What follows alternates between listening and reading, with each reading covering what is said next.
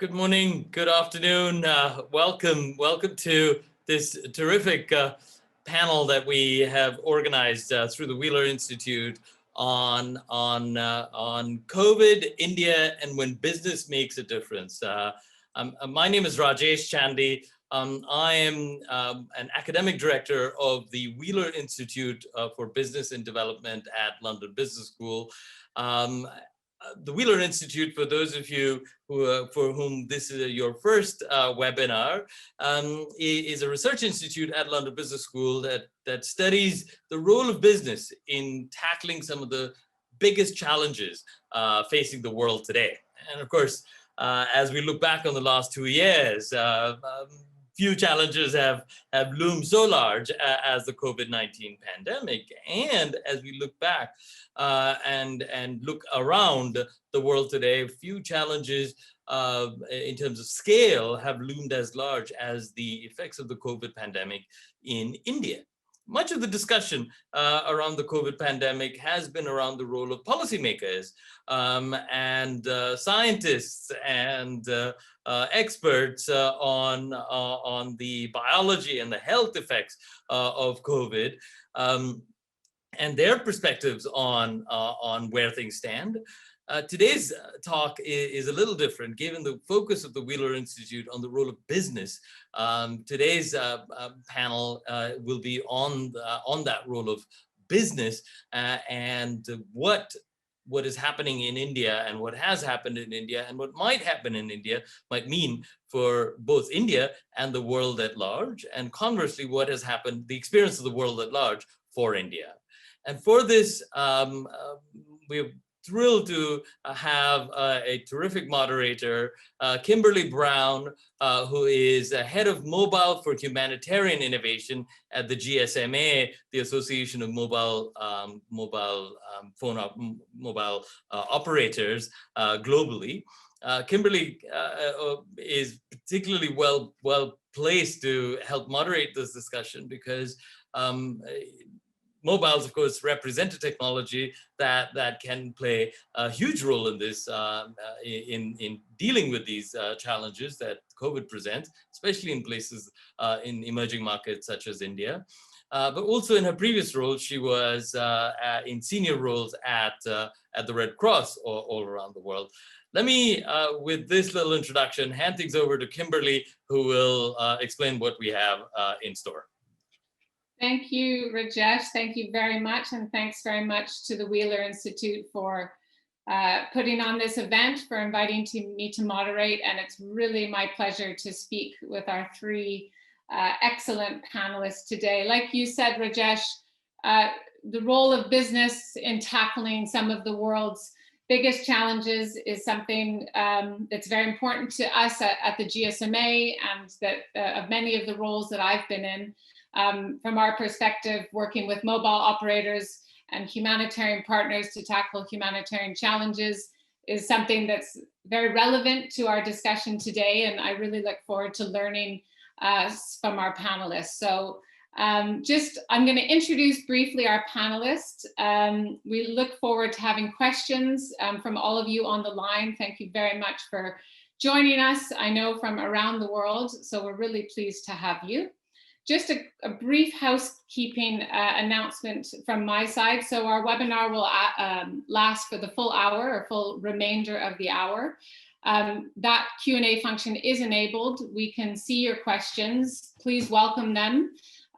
We welcome them. We'll start with the discussion, and then we'll start to take on what you are putting to our panelists. And I'll do my best to get through as many of them as possible. So just quickly from my side, to introduce our three speakers. Manish Sabharwal is the co-founder and chairman of TeamLease Services. You will have seen in the bio that was shared with you for the event, he's held many prominent positions in India, and we have lots to learn from him today. Welcome. Vikram Jain is the managing director at FSG based in Mumbai, has experience across operations, strategy, technology consulting. Really look forward to speaking with you, Vikram, today. And John Fairhurst is the head of private sector engagement at the Global Fund. So tackling some of big challenges, eliminating HIV, tuberculosis, and malaria will give us a perspective, not specifically to India, but about this theme of our discussion around when business makes a difference. And we'll speak about the global perspective, and we're going to focus in on India with our panelists. So I'm going to start with the broad question to get our conversation going. I will go to you, Manish, first. So what is the role of business in responding to the social and the economic challenges that have been created by COVID-19? That's a huge question. We'll dive deep into it, but I just want each of you to have the opportunity to start with your broad answer to that first question. Over to you. Thanks, Kimberly. I mean, it is a difficult question, particularly in a country like India, right? Because we have had there are three birth defects for the government, nonprofits, and private sector. The government has an execution deficit, the private sector has a trust deficit, and nonprofits have a scale deficit. And I think all three have a very important role to play in society. But after we got independence in 1947, we really shrunk the role of the private sector because of what we thought was the right role of the government. But the net outcome of that was for many decades after independence, the private sector. Our capital was handicapped without labor. Our labor was handicapped without capital. Our capital markets weren't functional. Entrepreneurs were looked down upon. So we've been sort of pushing back the state a little bit since 1991. And, suddenly when COVID arrived, these terrible binaries descended upon us. The most important binary being lives versus livelihoods. And I think it amplified sort of pre-existing conditions. It didn't create new challenges, but India is inadequately formalized, financialized, urbanized, industrialized, and skilled. And so we have really had a challenge in sort of thinking about, is there really a different role for the private sector in this emergency? I mean, obviously we have to do what we can for our communities, which are employees and customers and supply chains. But there has been an expectation that the private sector can sort of substitute for the state. And I would sort of urge that was a mistaken expectation. The private sector should not substitute for the state. If there's one lesson from this, is the state should do less so it can do more in the areas that we can't do stuff about. But I think the private sector stepped up in education. Obviously, it stepped up in healthcare, but the long tail of that is going to be controversial, right? What was the price of that healthcare? What was the quality of that healthcare? When the patient's in the ICU, no one's telling you to quit smoking or lose weight. But once you're out of the ICU, the questions are starting to be asked. So as we've seen, many questions around the role of the private sector in education is suddenly, there are only 45% of India's kids left in government schools. So 55% is already in private education. Now, we have often talked about that as a long-term trend that has helped India, but in the COVID, obviously that was, these people needed fees, otherwise they couldn't pay teachers. And we had all kinds of fee caps coming on. And so in parts of India where social infrastructure got privatized over the last 10, 20 years, I think this was a reminder that is always going to be challenging. And that was amplified in the private sector. Where there was pure execution, the private sector stepped up. In logistics, we kept everything else going. I mean, if this had happened 10, 20 years ago, much of what the private sector did in keeping e-commerce stepped up, obviously e-learning stepped up, e-healthcare stepped up, largely driven by the private sector. The government institutions didn't have the plumbing to retool so quickly as the private sector did. So I just say that I think the private sector did more of what it could. It did what it's good at, but maybe we can talk later about whether some of the expectations from the private sector were unrealistic and maybe, in my mind, dangerous in the long Thank you, Manish. Thanks very much. I mean, it's interesting there you're speaking about the trade-offs and the roles and the intersection. Vikram, over to you for that first opener question to add in your standpoint. Yeah. Completely agree with Manish. I think basically COVID highlighted some of the things which weren't working earlier and probably amplified them. So I'm going to take a step back from the perspective, not just of COVID, but like Manish said, what has been happening. And if you think about business, not just in India, but across the world, there has been over time a gradual shift. There's generally, we've gone from a neoliberalism or, Milton Friedman approach where shareholder value was the only objective to really looking at business being a part of a society, again, highlighted by the fact that B Corporation has been, globally growing. I think just a couple of months ago, 181 CEOs signed a purpose of a corporation and kind of almost refreshed the purpose of a corporation in the US. So increasingly, business is looking at other impacts other than shareholder value and other contributions. Maybe not impact is not the word, but other contributions.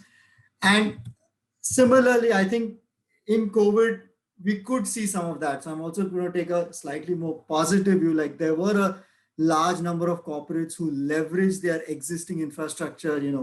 You're making clothes, you can make masks, you're already doing logistics, you can transport PPE kits, you can transport oxygen. You are in the healthcare sector, suddenly new requirements or new expectations are coming on you. And I think to some extent they responded pretty well on those. And like Manish said, things which are to some extent expected of the government, etc. Perhaps, private sector cannot fill, and that became obvious. Like I know how do you do messaging around COVID? What is the role?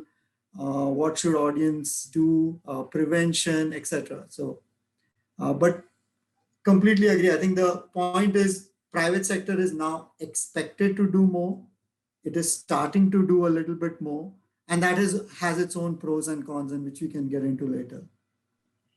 Thanks very much, and look forward to diving into some specific examples of the things you're talking about, of what was amplified, what the expectations are of different stakeholders.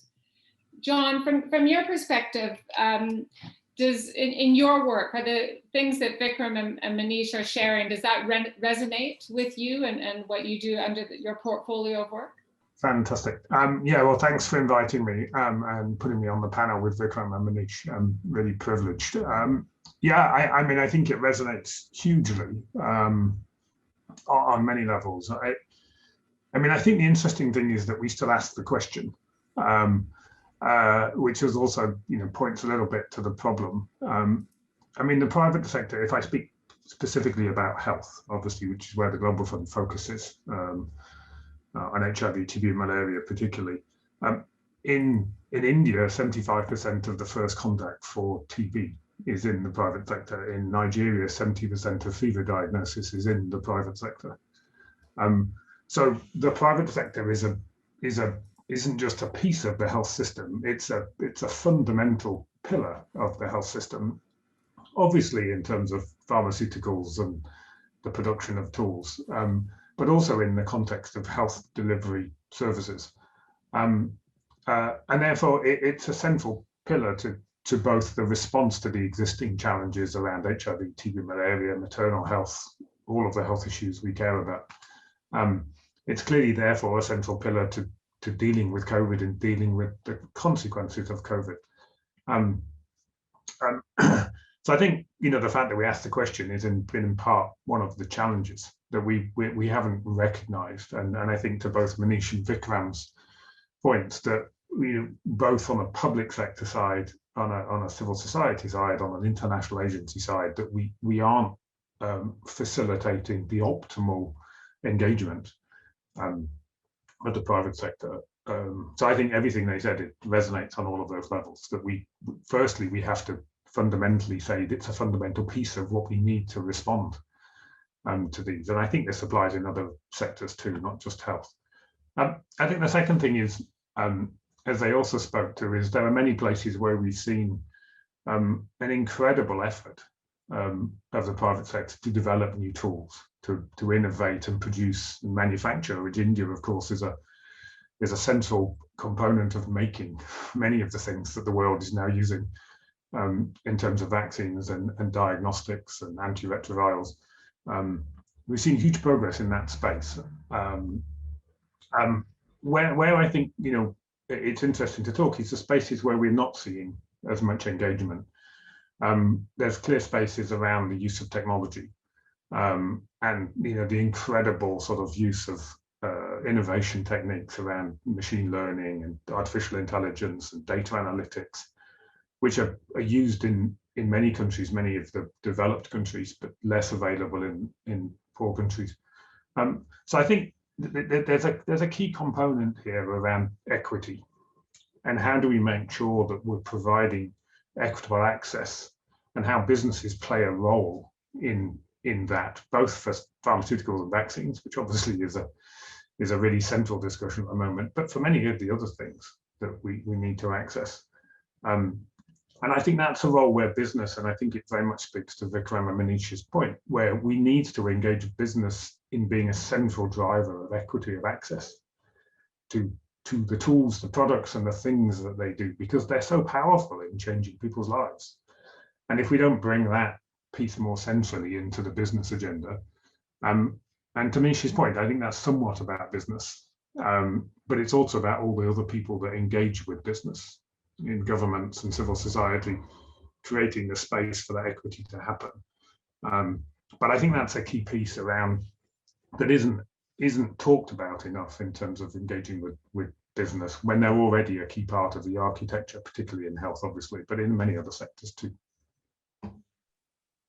Oh, thank you, John. I want to, all of you or each of you spoke on some examples or some principles or drivers of why the role of business is important.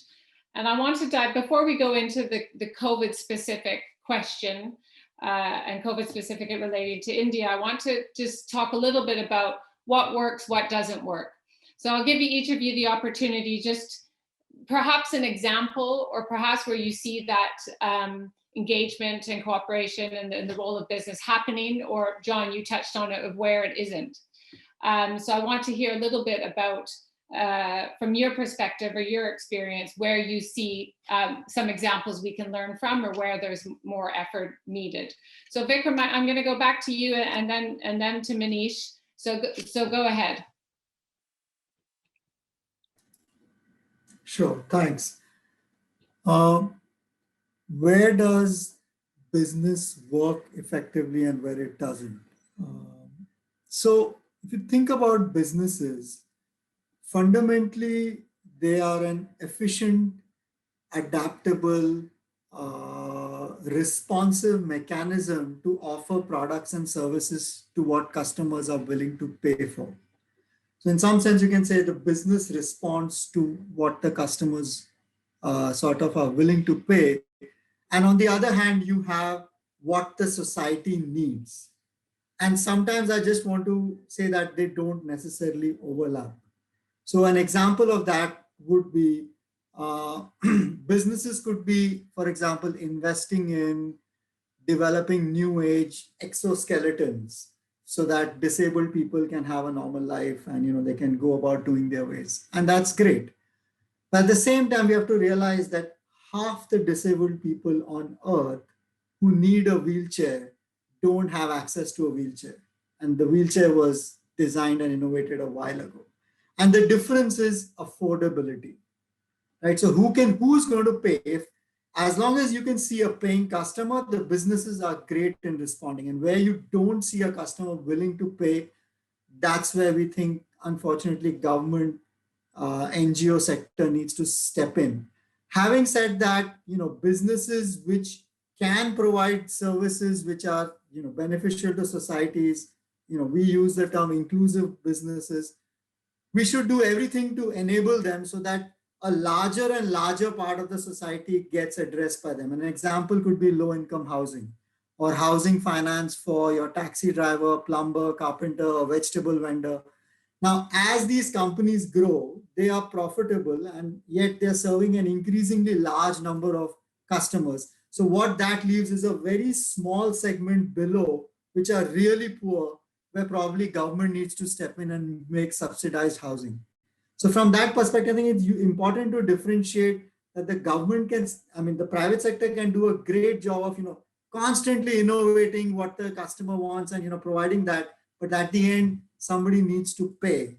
And there could be segments where this is not possible and wherein I think, unfortunately, government or NGOs, etc., have to step in.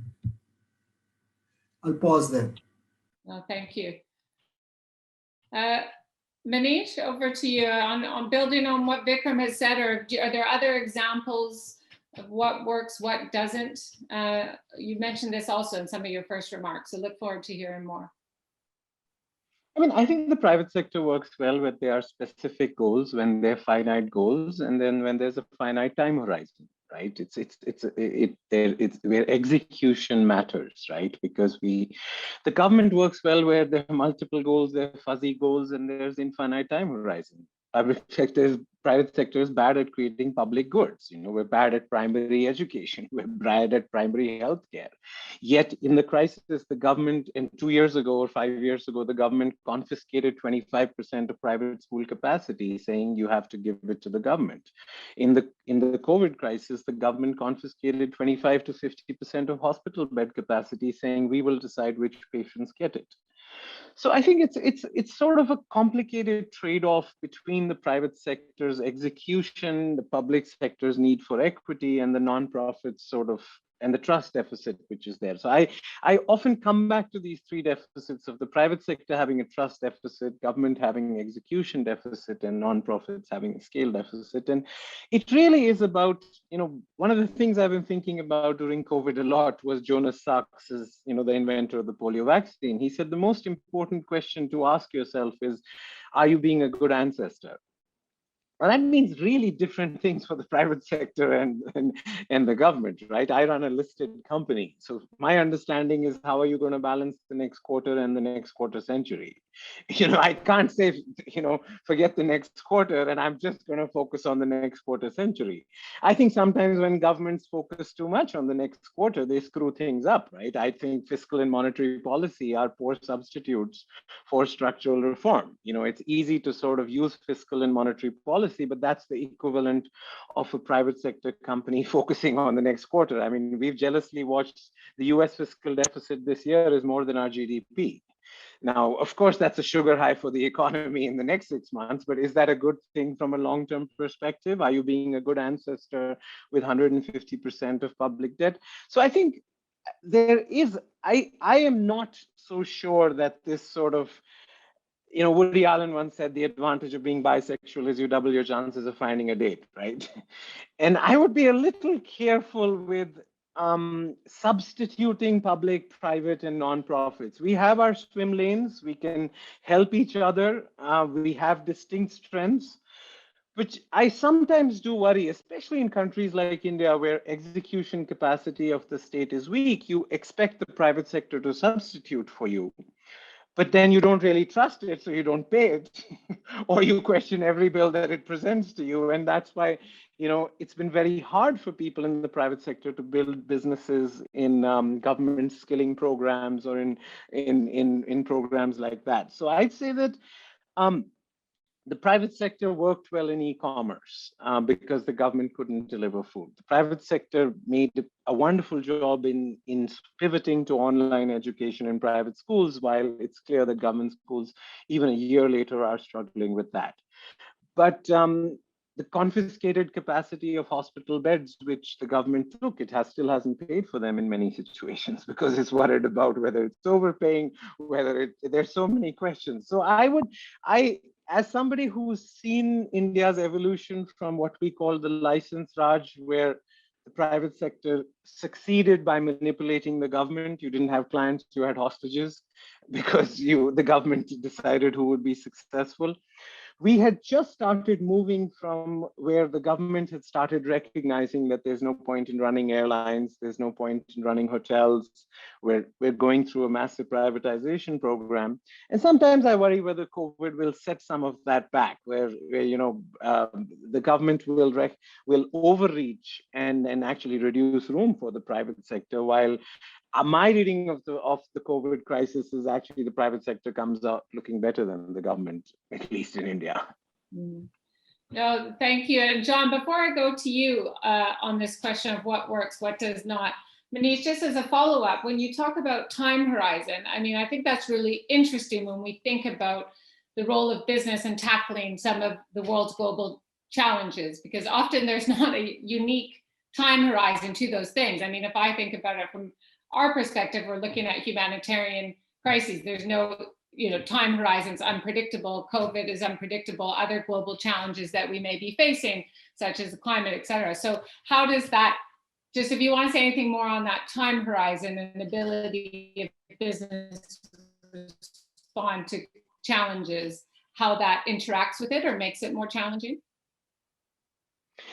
I mean, there's Mario Cuomo, who's an American politician. He said, we politicians campaign in poetry, but we govern in prose, right? I mean, we run our listed companies in poetry. People expect our strategy to be about the next 25 years, but they judge us on prose. They judge us on execution. And I think execution only works well when you have finite objectives, when you have specific objectives. Because if you don't have a dream, how will you have a dream come true? I mean, you need to know what is the definition of victory, right? And so I struggle a little bit as a listed company, even in my own business, on how do I balance the short term and long term. I have to keep them, my shareholders, satisfied that I'm investing in long-term stuff which won't give me short-term returns, but they need the short-term performance. Otherwise, how do they judge to leave me in charge for 25 years, right? I mean, a 25-year plan is not 25 one-year plans. But if you run a listed company, sometimes it has to be. But so I think that the art of this maturity or liability mismatch, in what they call in financial institutions, your borrowing is short term or your lending is long term, is the heart of sort of any institution which wants to thrive and survive over the long term. The life expectancy of Fortune 500 company when the first list came out in 1955 was 64 years. In the last list, the life expectancy is 15.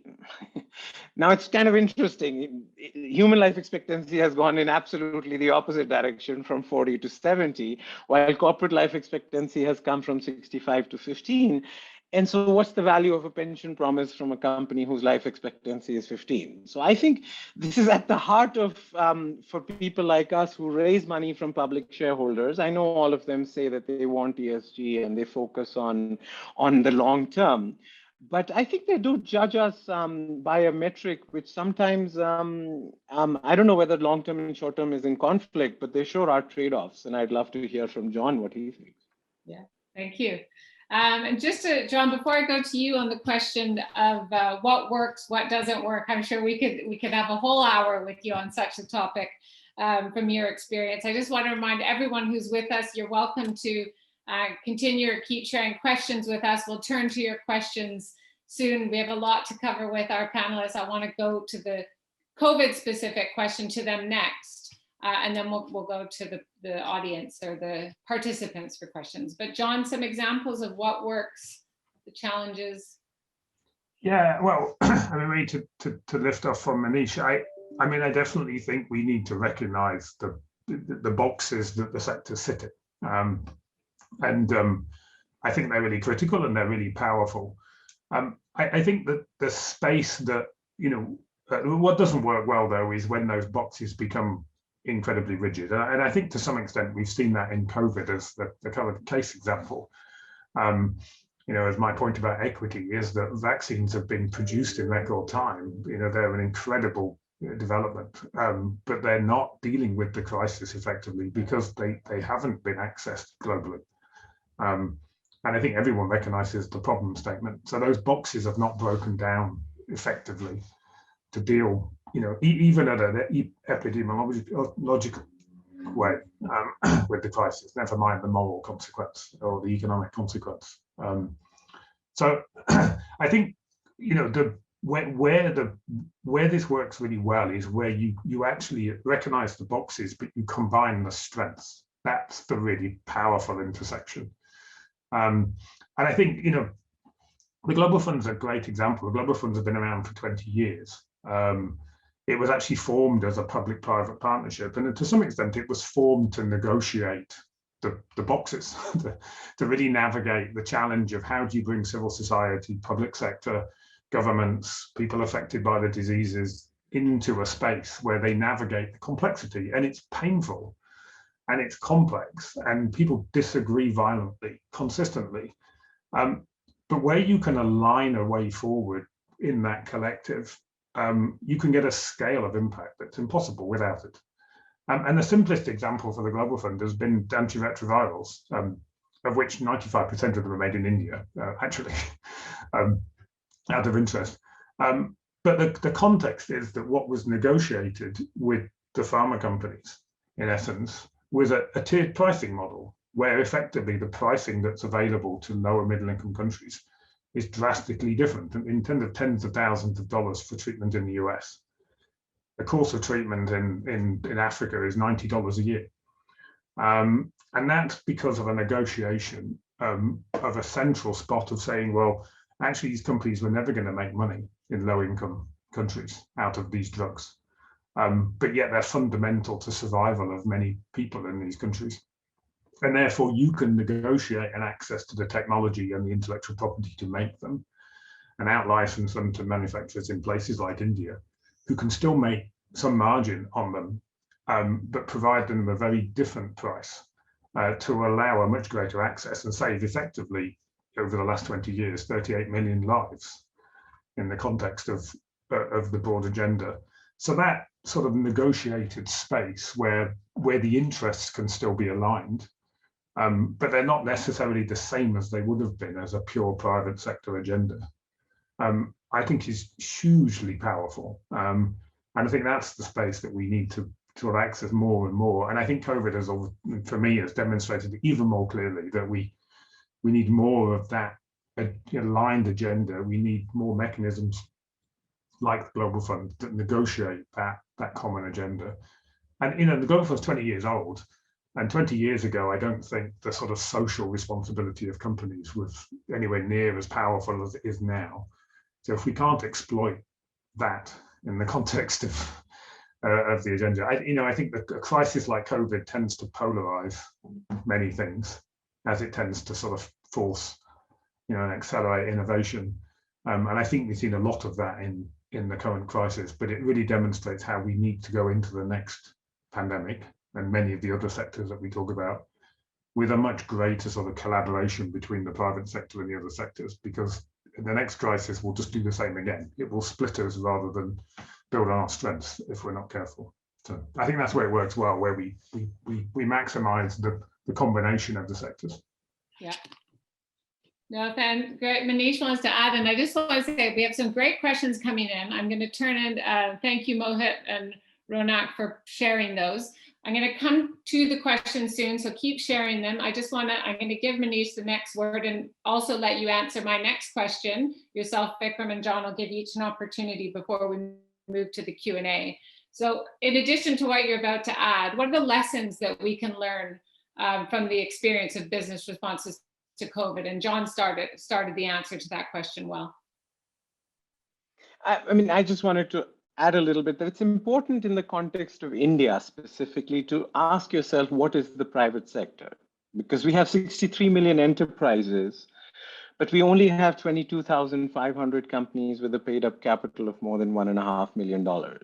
So when everybody thinks of private, they think of Bharti Airtel and Infosys and TCS and HDFC, which are the largest employers.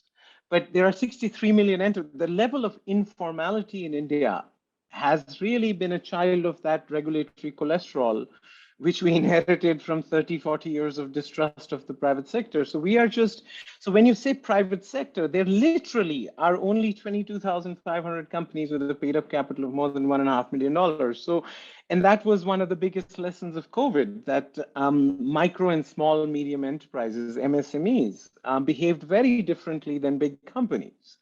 But MSMEs are the biggest, in MSMEs, shareholders don't pay salaries, customers do. And when a country goes on lockdown, they don't have customers, then they don't pay salaries. And so you end up with this blaming of small and medium enterprises being lumped together with large enterprises. So I think for India, the lesson of COVID was very substantial, that per capita GDP matters more than GDP. We are 5th in the world in GDP. We are 138th in the world in per capita GDP. And your resilience or your ability to handle a crisis comes from this. So I'm hoping that it really creates that policy window to accelerate some of the changes that we have been doing. I mean, China and India had the same per capita in 1991. Now they're 5 times more than us. India can't do a China. I mean, that's not what I'm saying. But I think that the biggest lesson from COVID is that the pre-existing conditions of inadequate formalization, financialization, urbanization, industrialization, and education really are a plumbing problem, and they can be tackled, and you can't do it when you're in a crisis. So I would say that the policy window that India has after COVID is the biggest lesson, and I'm hoping is a window that we'll take. Thank you. Vikram, quickly, we have great questions coming in. Quickly to you on anything on what we can learn from the business response to COVID. And I'll give John a response too, and I'm teeing up the questions for our next, after we hear from both of you. Sure. Couple of thoughts here. So one, just, the points mentioned by John about equitable access. And the fundamental problem is profit maximization, like in the case of drugs, may not be equal, and you need a differentiated solution. So you need to negotiate a different rate for low-income countries or low-income families, which are in some ways being cross-subsidized by high income, right? And so if you think about similar such things within a context of an industry in India, let's take, for example, education. Some of these, like Manish mentioned, 55% of children in India go to private schools. Now, unfortunately, that model of one private school subsidizing another is not possible. So inherently what you need to do is you need to create a high quality chain of affordable private schools that can serve the poor. And now this is almost like a new inclusive business model that will take time, that will take a lot of years, that will take investments from the likes of John till they really reach a scale where they can offer that high quality service to the masses and still be profitable. So everywhere you will not have this quick fix, but you might have to work from the ground up. Another example is, let's say, rooftop solar. Somebody sets up companies going house to house and saying, at least in tier 2, tier 3 cities where people have small houses, I'll put a rooftop solar. It's not going to be a hugely profitable business, but how do we enable that industry? Because as those companies, organizations grow, it generally benefits society. How can we direct capital towards them? How can we make a policy environment more conducive to them? So I want to give the thought that there are 2 types. There are some industries that we want to scale up, activity-based learning or play-based learning, where in affordable private schools, or like I said, rooftop solar, or any other industry where generally if that industry grows, it benefits, whether it is through small enterprises or large. And then there is the second trend which we are seeing, wherein increasingly even the large corporates who may not be in such industries are expected to do a lot more good. And again, what can we do to catalyze their scale, ability, etc., the large corporations in India, and get them to be better citizens and better share their strengths so as to create more impact. Thank you. John, I'm going to go to you with that general question, but I want to start bringing in what our colleagues and our participants are. So Julian is also asking the question, how do you prioritize lives versus livelihoods? And that's something that Manish said in his first answer about the trade-offs. So if there's anything, John, that you want to add on the experience, what we're learning from the experience of business responses to COVID, or some of those trade-offs that might relate to Julian's question. Yeah, no, it's a difficult question, but I mean, just quickly on the first piece. I mean, I think there were three things I would say. One is, I think the lesson is we were not investing anywhere near enough, and that goes for governments, it goes for the private sector, it goes for agencies like mine. You know, we weren't investing enough in the thing that has caused devastation across the world, both sort of lives, livelihoods, and economies and businesses. And I think that's a key takeaway that we all, you know, at an individual level, a business level, at a government level, need to take away. I think that's really core. I think the second thing is I think it's also demonstrated that we need to invest differently. That, you know, what we've seen is an incredible ability to develop new tools, new vaccines, new diagnostics, to some extent, you know, identify better therapeutics too. We've seen how difficult it is to get those to people, and so the investments in actually the delivery of tools is really crucial, I think, in the next phase, because it's no good having great tools. It's no good having great tools that you can access in the rich countries if you can't access them in the poor countries, because that doesn't deal with a disease on a global basis effectively, as we're seeing very clearly.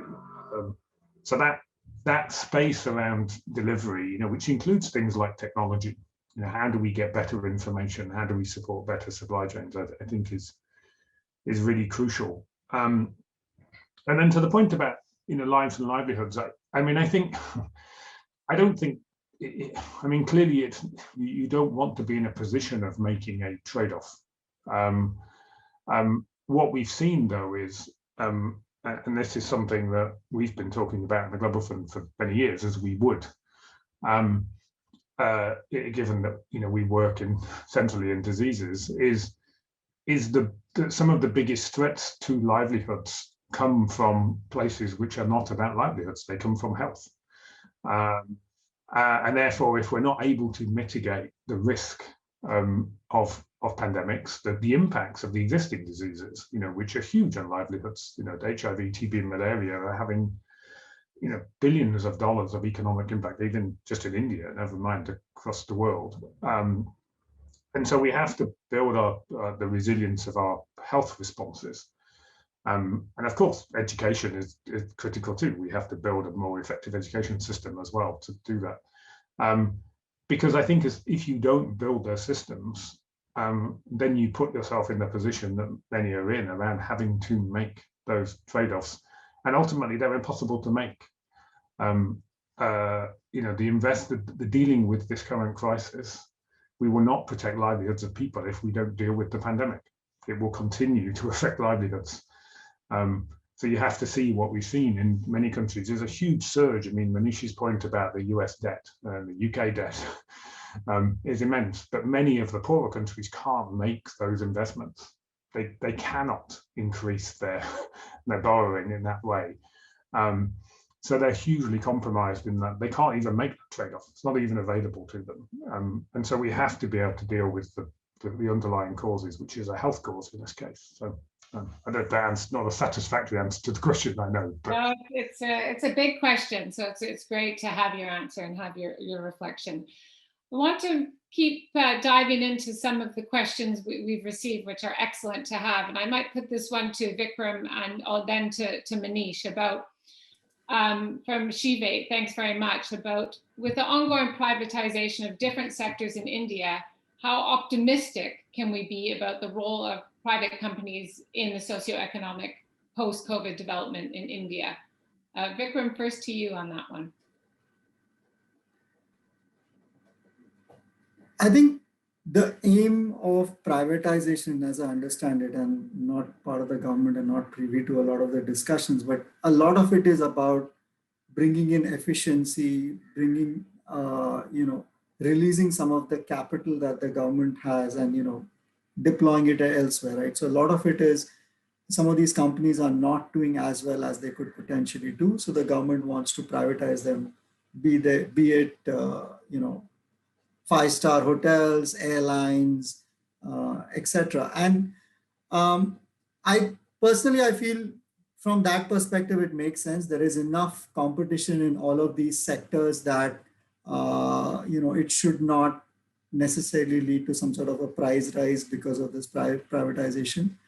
When it comes to the more socially challenging problems, I think the privatization hasn't been induced by the government, but in some sense has been picked up. So take education, for example.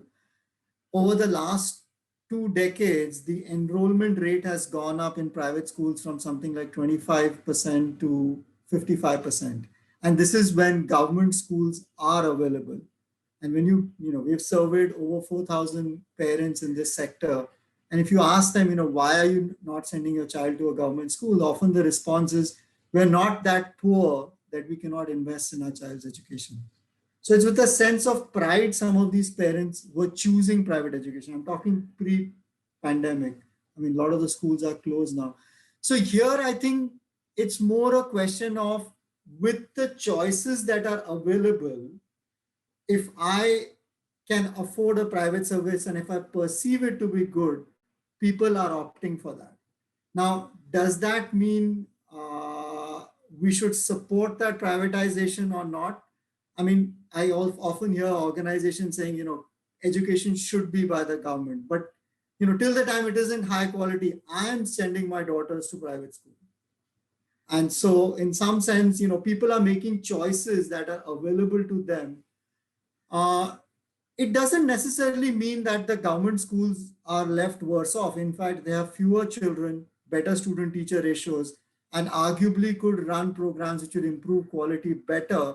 And then hopefully the trend should reverse. So I don't see privatization necessarily creating an adverse impact, but I'll pass it on to Manish to add more thoughts. Yeah, thank you. And Manish, over to you. And you touched a little bit, we won't get through all the questions, but you touched a little bit on the first question from Mohit about privatization of education. Manish, what to add from your side? I mean, I just say, the broader theme of privatization, the money which the government gets by selling assets is not as important as the strategy signaling that we will do less so we can do more. The government need not run hotels and airlines and banks, but it should spend more on primary education and healthcare. So to me, when you look at an organization which isn't performing, doing stuff that you don't need to do and stop doing stuff is as important as doing stuff better. I think for 55% of kids in India in private school is a bad number. It's a number we should be ashamed of. Only 5% of kids in Japan are in private school. Only 15% of kids in the US are in private schools. So I don't think, but that's not the fault of the private sector. It's the goofy government schools who know where 25% of teachers don't show up every day and stuff like that. So I would say there is good privatization, which is airlines, hotels, banks, and car makers, and watchmakers and scooter makers. And there is bad privatization, which is primary healthcare and primary schools. And I'm hoping we'll get the balance right. Thank you. We have an interesting question from Raunak about, should the private sector do more to hold the government accountable? I'm now going to see who wants to take this one. I'm not going to take everyone in turn. So John's got his hand up. Go ahead. I mean, a simple answer is yes. I think, I think the private sector is an incredibly powerful voice. We've seen this a bit in this last year, where sort of the global leadership has been really challenging around this crisis, and I think the private sector in all sectors is a fundamental piece, and of course it's been impacted hugely by this crisis. So should it put its voice to encouraging the right kind of action from government? Should it advocate for the right kind of solutions, and absolutely, should they be in its own self-interest? Absolutely not. And so, of course, there's a balance to what they do and how they do it. But I think they're a really powerful voice that needs to be used more. And of course, now we have companies that are as big as countries as well. And so they ought to be, using their position and their platform and their resources as Vikram's also talked about, in a much more social way. So I think their voice in terms of pushing governments to do the right things is really critical as well. But they also need to be held to account as well. And so it goes back to, you need all the sectors here. You need the government, you need civil society, and you need the private sector, and they need to be forming this virtuous circle of moving people in the right direction. I think that's what's important. Manish, go ahead. I mean, I don't think private sector can hold government accountable. We can be a hearing aid. Voters hold governments accountable. That's the system we've chosen. I think we can be a hearing aid.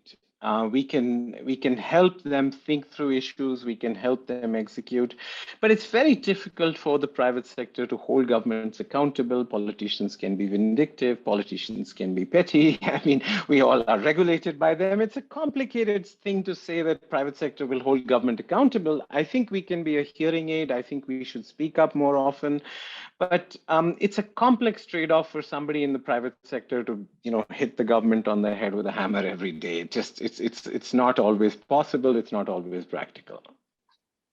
Here's a related question that I think we can close on, and anyone can jump in, or we might have a chance for a jump in or a closing word in our final 2 minutes. But it's a question from Pratik about policy shifts. What types of policy shifts would facilitate a conducive environment for businesses to make that contribution to social impact?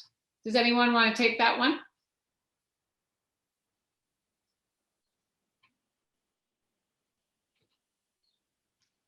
The two of them, that's their business. Put a final word before we close. So Manish, go ahead, and then I'll go Vikram. No, I was saying that it's their business. They should, okay. Both of them. Vikram, go. Go ahead.